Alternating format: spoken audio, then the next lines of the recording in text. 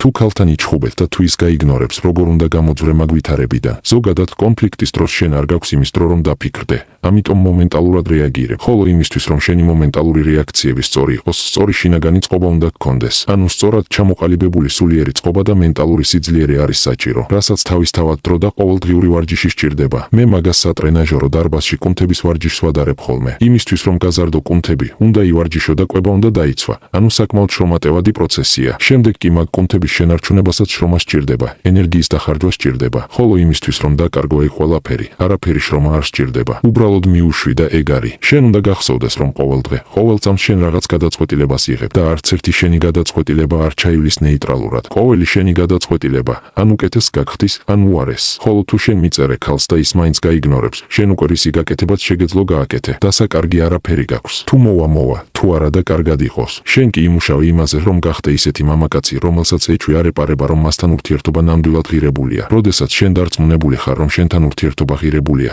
შენ აღარ გაგიჩნდება ის კითხვები, ნეტა მიპასუხებს თუ არა ქალი, იმიტომ რომ ის კარგავს ღირებულს და არა შენ, მაგრამ ეს უკვე სულ სხვა ისტორიაა.